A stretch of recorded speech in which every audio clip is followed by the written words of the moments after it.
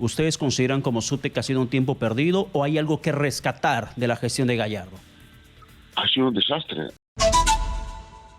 En la comunicación, para hablar sobre la designación de Rosendo Serna Román como nuevo ministro de Educación, estamos con Lucio Castro, el secretario general del SUTEC. Profesor Castro, ¿qué tal?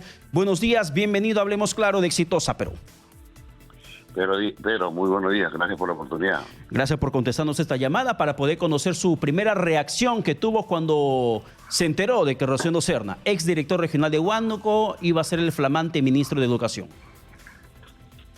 Bueno, me parece que la designación se ha hecho demasiada tardanza. Esperamos nosotros que el ministro responda a lo que hemos señalado. Uno, es un maestro.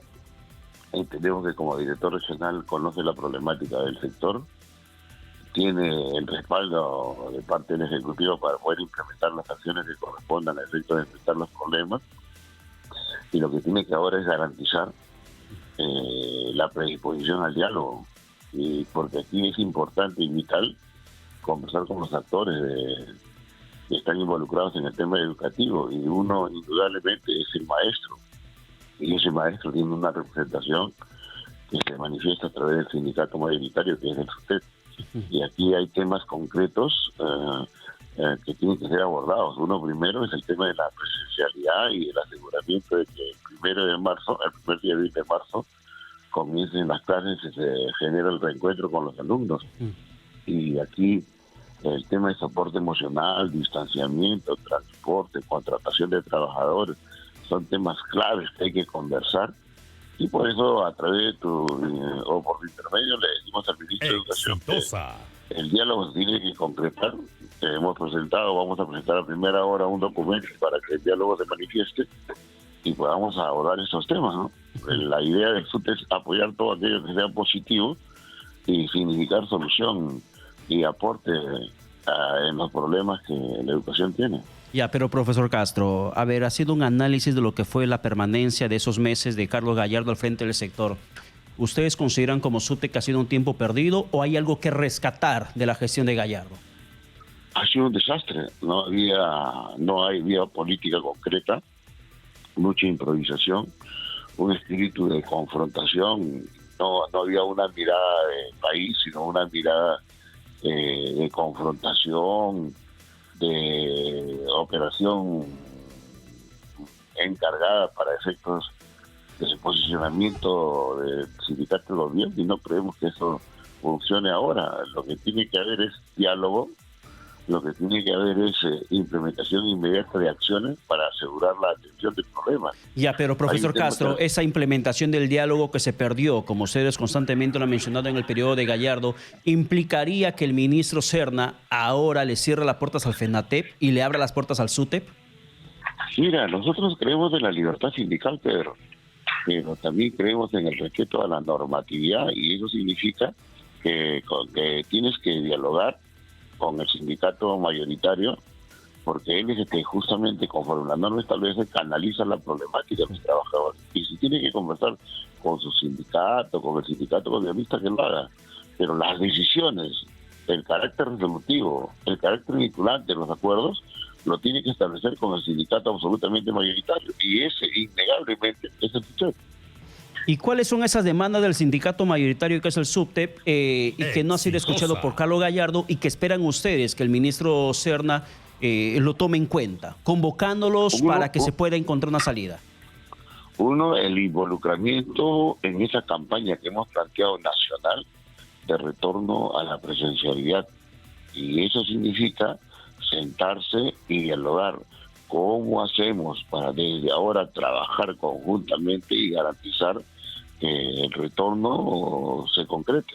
Y para eso tenemos que evaluar cómo están las instituciones educativas, qué se tiene que hacer para garantizar que tengan la infraestructura básica sanitaria, cómo hacer para asegurar toda una campaña de soporte emocional, porque verás que todos han significado perjuicio en términos de aprendizaje y perjuicio emocional también a la comunidad educativa.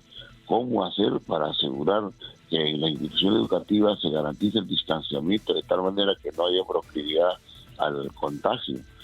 cómo hacer para asegurar que haya el personal necesario que permita pues desarrollar las actividades conforme lo planificado y más temas.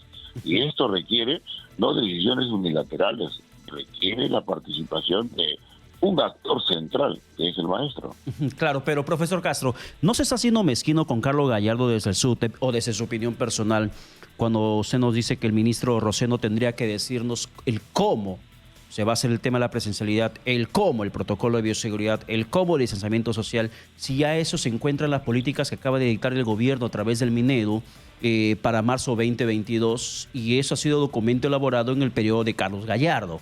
El tema del distanciamiento de 1 metro dentro de las aulas, 4 horas de clases al día, los protocolos establecidos, lavado de manos, entre otras cosas. Si Gallardo ya dijo el cómo se tendría que hacer cuando estuvo como ministro de Educación, Exitosa. ¿hay algo que rescatar de ese retorno a clases para el próximo año?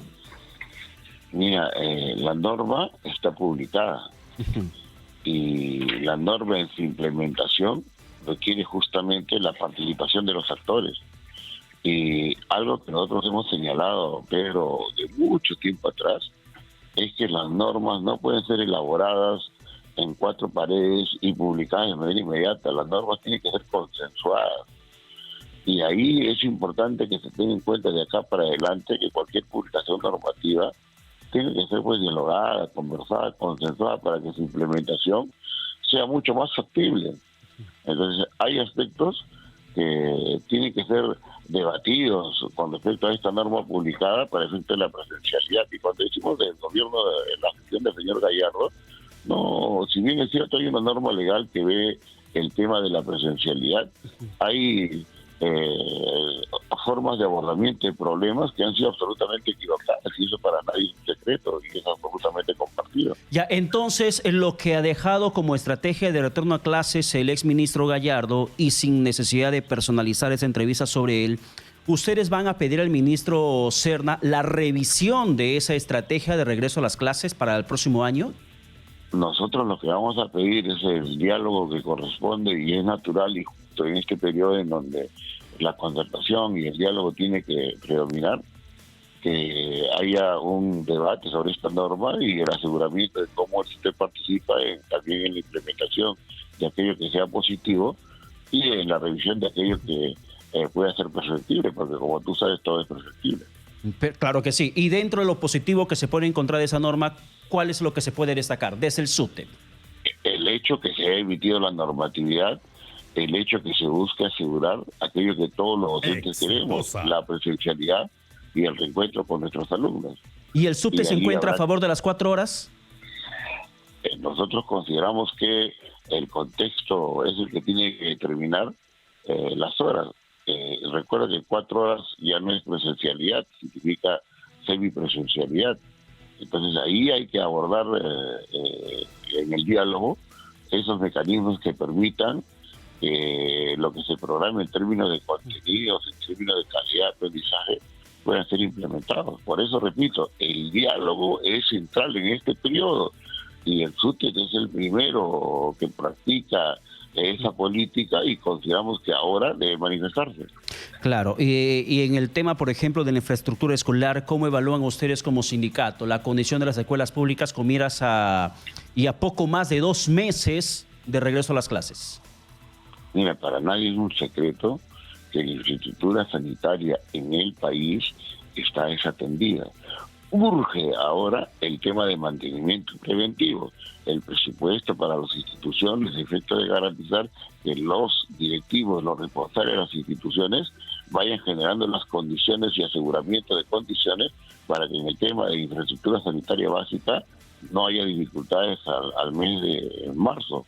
Entonces, es importante las acciones inmediatas, es importante la coordinación con los actores a efecto de garantizar lo que queremos. Hay un tema concreto sobre el mismo que hay que conversar, el tema del nombramiento de docentes del próximo año.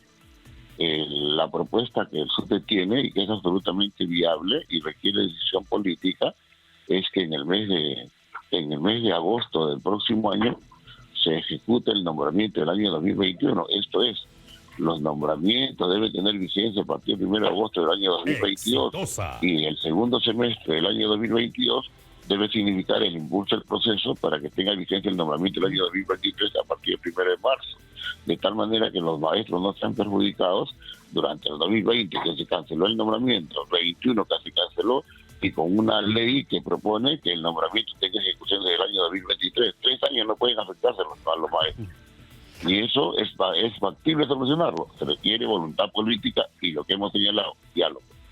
Claro, pero profesor Castro, por otra parte, usted nos ha dicho hace un instante que se va a proponer o se va a buscar con el ministro Serna la revisión de esta estrategia de regreso a la presencialidad o semipresencialidad para marzo 2022. Dentro de esa situación, por ejemplo, se encuentra también la condición para que se dicten las clases presenciales es que los profesores estén con el esquema completo de vacunación del COVID-19. ¿Ustedes están de acuerdo con ello? De que docente que tenga que ingresar a las aulas deba tener las 2 dosis de vacuna o la dosis de refuerzo. Los docentes y alumnos, nosotros, Pedro, hemos señalado en el magisterio una orientación concreta: poner el hombro, asegurar la vacuna, porque el retorno a la presencialidad tiene que significar también la certeza de que la vida no está en juego. Y en ese sentido reiteramos ahora en tu programa esa invocación al magisterio a asegurar incluso el refuerzo para no tener dificultades y para no tener las complicaciones que estamos observando en el país con aquellos que no se han vacunado. La vacuna es salud y por tanto hay que ser partícipe de ese programa. Y la vacunación a los estudiantes, ¿ustedes estarían de acuerdo como sindicato que también se exija que menor que vaya a las clases también esté con la doble vacuna contra el COVID? Se ha señalado de parte del gobierno que la vacuna a los menores de edad se va a impulsar y nosotros consideramos que esto es impostergable. Hay que asegurar que el mayor número de estudiantes esté vacunado y que los menores de edad en ese sentido tengan prioridad. Entonces, somos partícipes de esa campaña, somos partícipes de esa orientación y consideramos que aquí lo que corresponde simplemente es la implementación pronta y rápida. Claro que sí, esperamos que eso pueda ser así, también con la participación directa de los padres de familia. Profesor Castro, para ir cerrando, en el tema del nombramiento que usted nos acaba de mencionar que tendría que retomarse para este 2022, el examen de nombramiento docente de este año simplemente por ley del Congreso se ha determinado su nulidad, se anuló. ¿Qué esperan ustedes del ministro Serna en ese sentido? Mira, lo que se ha anulado es la etapa de la prueba única. Sí. Y lo que tiene que hacerse este año es la programación inmediata de la prueba única y garantizar el nombramiento de los maestros el 2022 en un cronograma que aborde el primer semestre y que se ejecute con el nombramiento el 1 de agosto del próximo año. ¿Es posible? Absolutamente. ¿Qué se requiere? Decisión política, voluntad política del gobierno. Y en el segundo semestre se impulse las condiciones y el proceso de nombramiento que asegure el nombramiento del siguiente año, el año 2023. Y no lo que sugirió el Congreso y que descuidó la gestión anterior en el sentido de que el nombramiento recién se dé el año 2023. Y eso significaría, Pedro, perjudicar a los docentes 2020, 2021, 2022. Y en el Perú necesitamos un nivel de presencia estable de trabajadores. Y necesitamos mucho más trabajadores que tengan nombramiento en términos docentes, en términos de auxiliares y en términos de administrativos. Recordemos que la migración de la escuela privada a la pública ha sido absolutamente numerosa. Y aquí el sistema de contratación no puede imperar, porque ya ese porcentaje es absolutamente elevado. Lo que hay que hacer es generar un nivel de tranquilidad, estabilidad a los trabajadores, y eso se da definitivamente mediante el nombramiento de los mejores. Claro, y escuchando, por ejemplo, su respuesta, me hace pensar en aquellos maestros que durante cada año vienen postulando para un proceso de contratación y así asegurar su plaza dentro de una escuela pública del país. Y la propuesta del exministro Gallardo, había una que particularmente me parecía interesante poder tomar en cuenta, debatirla, como es el aspecto del nombramiento automático en aquellos casos donde los maestros constantemente venían postulando para un contrato. Y si un maestro constantemente estaba postulando para el contrato y agarraba el contrato, tendría que darse un nombramiento automático. ¿Esto parecía descabellado o era viable en cierto modo? Bueno, teniendo en cuenta 283,000 maestros, eso tenía sus inconveniencias y tenía sobre todo que significar modificación de la ley. Lo que nosotros estamos planteando es que si hoy durante el 2020-21 hay algo de 70.000 plazas acumuladas, esa debe ser parte del concurso del 2022. Entonces, esto también va a significar el aseguramiento de mayor cantidad de maestros en calidad de nombrados, porque como tú decías muy bien, es toda una odisea, peripecia, que el maestro tenga que solicitar todos los años, entre enero y febrero, todo un proceso de inestabilidad, de emocionalidad perturbada para poder ser contratado, y esa situación hay que terminarla. Es factible, requiere decisión política. Claro, y esa decisión política ahora recae directamente sobre las manos del ministro Rosendo Serna. Vamos a ver qué es lo que pasa, qué es lo que decide. Profesor Castro, muchas gracias por la comunicación, que tenga buen día. A ti, Pedro, muchas gracias, un saludo a todos. Muchísimas gracias.